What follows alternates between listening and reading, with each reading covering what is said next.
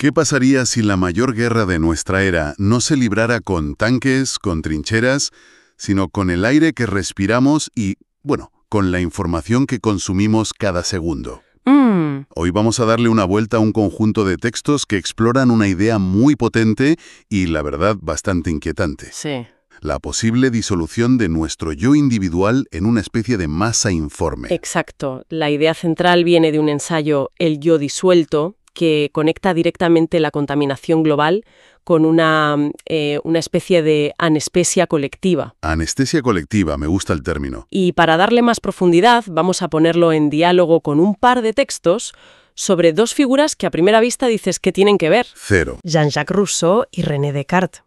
Lo que queremos ver hoy es cómo choca todo esto, la contaminación, el sistema educativo, la filosofía, con esa idea de que somos individuos autónomos, de que estamos al mando, ¿no? De acuerdo, pues vamos a meternos en faena. El punto de partida del ensayo principal es una afirmación, brutal. Hay una guerra silenciosa en marcha contra la humanidad. Y lo interesante es que no la presenta como una metáfora, sino como una realidad estadística. El autor pone sobre la mesa los datos de la OMS. Sí. Solo la contaminación del aire, tanto la de fuera como la de dentro de casa, causa 6,7 millones de muertes prematuras al año. 6,7 millones. Es que es un número tan grande que es difícil de procesar. Ya. Pero es que el ensayo va más allá. Menciona un estudio de la revista The Lancet que amplía el foco a todas las formas de contaminación. Aire, agua, plomo, químicos. Y la cifra sube a 9 millones de muertes anuales. ¿9 millones? 9 millones. Y lo más revelador es que el texto desglosa de dónde viene esa cifra. La contaminación del aire es con diferencia la más letal. La peor. Responsable de casi el 75% de esas muertes. Es el gran asesino invisible. Y para que entendamos la escala, el autor propone una comparación muy dura. La Segunda Guerra Mundial. Claro, el conflicto más mortífero de la historia humana, que causó entre 11 y 14 millones de muertes al año. Y la contaminación, con sus 9 millones, se acerca peligrosamente a esa cifra. Es una barbaridad. Es una barbaridad. Pero, a ver, al calificarlo de guerra, ¿no corremos el riesgo de caer un poco en la hipérbole? Una guerra implica intencionalidad, un enemigo claro. Aquí hablamos de un sistema difuso del que, como dice el propio texto, todos somos cómplices. ¿Es una guerra o es más bien un suicidio colectivo a cámara lenta? Entiendo perfectamente la objeción. Y de hecho es una de las claves del argumento. El poder de la analogía no está en la intencionalidad, sino en la escala. Vale. Y es precisamente porque es un asesino lento, invisible y que hemos normalizado, por lo que necesitamos un lenguaje así de impactante para despertar. Claro. Nadie declara esta guerra, pero sus víctimas son tan reales y numerosas como las de un conflicto armado. Es una hecatombe silenciosa y descentralizada, y ahí está su peligro. No hay un armisticio que firmar. Entendido. No es una guerra convencional, pero tiene bajas de guerra. Además, el texto no se queda solo en el aire. Desglosa otras armas, como las llama. Sí. La contaminación del agua, con 1,36 millones de muertes prematuras. La del plomo, con 900.000. Los químicos tóxicos en el trabajo, con casi otras 900.000. Y aquí llegamos a una cuestión de justicia que es fundamental. El 92% de todas estas muertes ocurren en países de ingresos bajos y medios. El 92%. El texto lo llama una guerra química y económica lenta, donde el peso recae de forma brutalmente injusta. Claro. Pero que nadie piense que es un problema lejano. Hay un dato que nos afecta a casi todos. El 99% de la población mundial respira aire que no cumple los estándares de seguridad de la OMS. ¿El 99%? Es el aire que entra en nuestros pulmones ahora mismo. Si las cifras son tan apocalípticas, la pregunta es inevitable.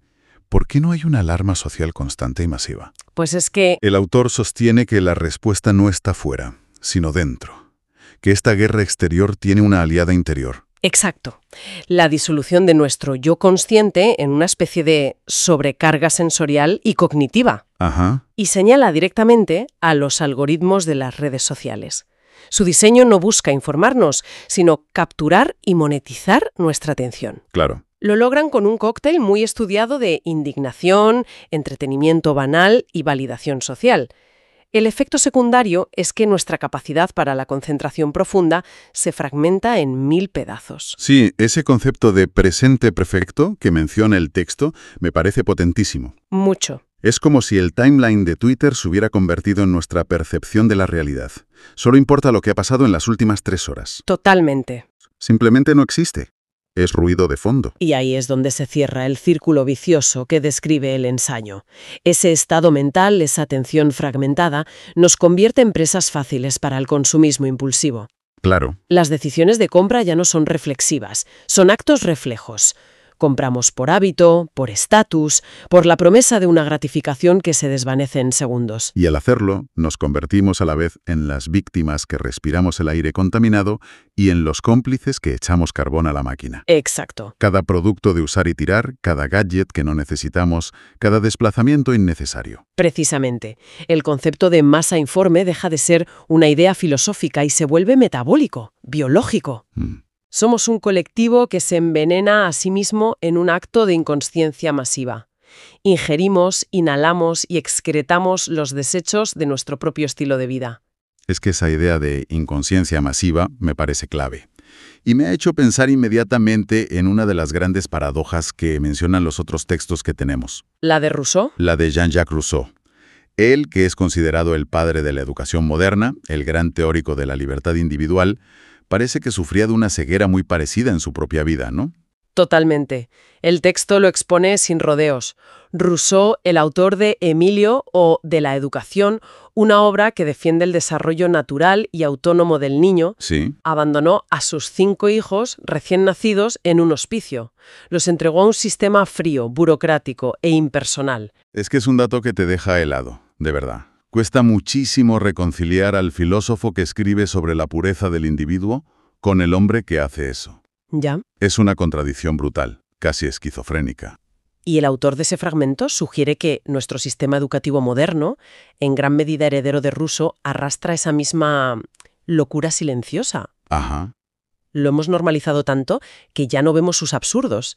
Es un sistema que predica la individualidad y el pensamiento crítico, pero que a menudo opera con una lógica industrial de uniformidad y estandarización. Claro. Nos moldea de tal forma que nos cuesta imaginar otra manera de aprender. Como Rousseau, que teorizaba sobre la libertad mientras en la práctica, externalizaba la crianza de sus hijos a un sistema rígido. Es una comparación muy potente. Mucho. Y el contraste con la otra figura que mencionan los textos, Descartes, es enorme. Porque de Descartes uno esperaría justo lo contrario, ¿no? El padre del racionalismo, el hombre que busca un método universal. Exacto, esa es la expectativa, pero el texto revela un matiz que lo cambia todo. ¿Ah, sí? Y está en el propio título de su obra más famosa. La llamó Discurso del método, no Tratado del método. Ostras. Y la diferencia es abismal. Un tratado busca imponer un sistema cerrado y universal. Un discurso, en cambio, relata un viaje personal. Y en su correspondencia, como en las cartas a su amigo Marin Mersenne, lo dejaba aún más claro.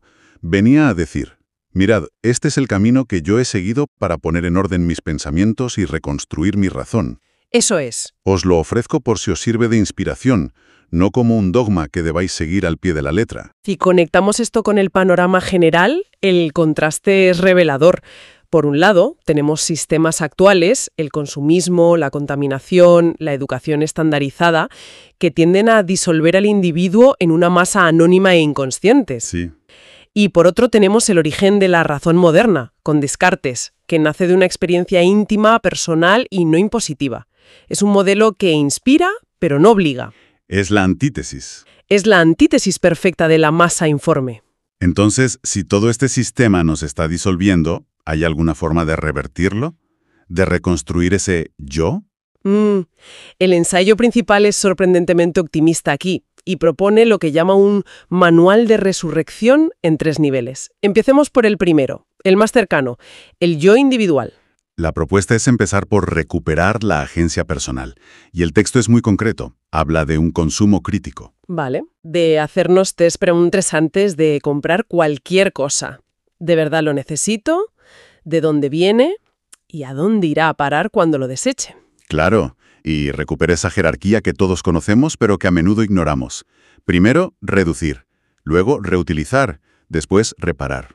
Y solo al final... Y solo como ultimísima opción, reciclar. Pero a ver, aquí el texto se pone un poco, no sé, idealista.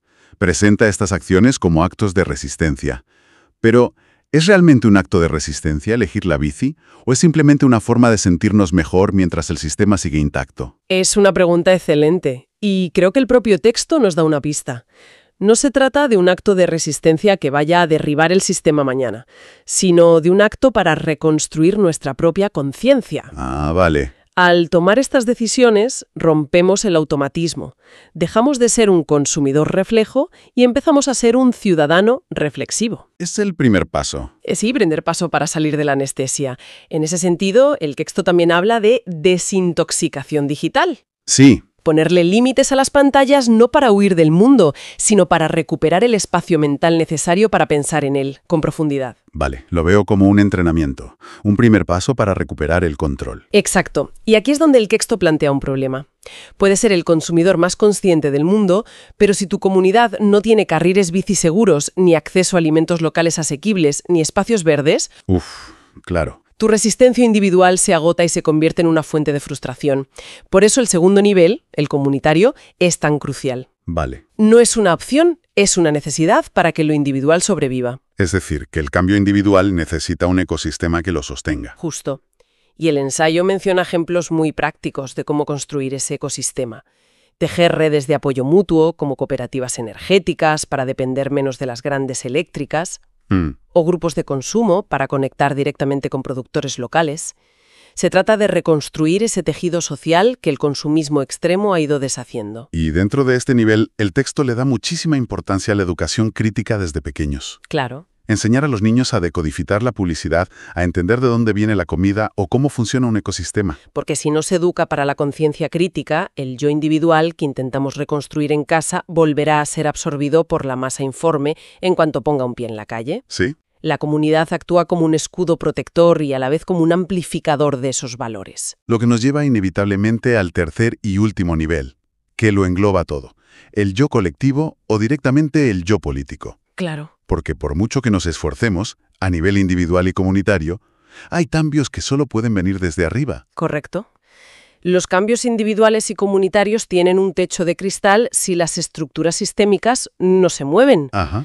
Este nivel exige, por tanto, demandar políticas públicas audaces y valientes. El texto es muy explícito aquí.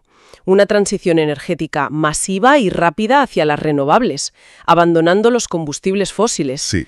Regulaciones mucho más estrictas sobre emisiones industriales, sobre químicos tóxicos, sobre plásticos de un solo uso. No es ciencia ficción. Es aplicar lo que organismos como la propia OMS llevan décadas recomendando. Exacto. Y sobre todo, apoyar una justicia ambiental a escala global. Reconocer que este problema no tiene fronteras y que las soluciones deben priorizar a los más vulnerables. A esos países que, como veíamos al principio, sufren el 92% de las muertes sin ser los principales causantes del problema. Es la única manera de cerrar el círculo. De forma virtuosa, sí. El yo individual recupera su conciencia. El yo comunitario crea resiliencia y alternativas. Y el yo colectivo, el político, transforma las reglas del juego que generaron el problema. Los tres niveles no son una lista de opciones. No, son un engranaje que se retroalimenta. En resumen, el análisis de hoy nos deja un panorama complejo. Hemos partido de una idea muy fuerte, la conexión entre la contaminación que envenena nuestros cuerpos y una especie de contaminación mental que disuelve nuestra conciencia. Sí. Creando esa masa informe que parece actuar en contra de sus propios intereses. Y hemos visto cómo esa tensión entre el individuo y el sistema resuena en la historia del pensamiento, con la paradoja de Rousseau que nos alerta sobre el peligro de la incoherencia entre lo que decimos y lo que hacemos. Y en el otro extremo, con el ejemplo de Descartes, que nos recuerda el poder de un camino personal y reflexivo frente a la imposición de un sistema anónimo. El ensayo El yo disuelto concluye que, en el fondo, nos enfrentamos a una elección bastante simple en su formulación, aunque sea muy difícil en su ejecución, claro. Sí. O seguir en la anestesia colectiva, o emprender lo que el autor llama el heroico camino de reconstruirnos. Me gusta eso. Y eso implica entender que cada decisión consciente, por pequeña que parezca, es un acto de creación, un acto para forjar un nuevo nosotros. Y todo esto nos deja con una paradoja fascinante para seguir pensando. Por un lado, un sistema global, impersonal, anónimo, nos está disolviendo. Por otro, figuras como Descartes nos recuerdan que la razón, la conciencia y el cambio real nacen de un viaje profundamente individual e intransferible. Esto plantea una pregunta clave para la que los textos no tienen una respuesta única. Para resistir a esta disolución, ¿dónde debe empezar la reconstrucción? ¿En la transformación de los sistemas externos que nos oprimen o en la revolución interior que reclama nuestra propia conciencia? O si una puede existir sin la otra. ¿O es que en realidad hemos llegado a un punto en el que una ya no puede existir sin la otra?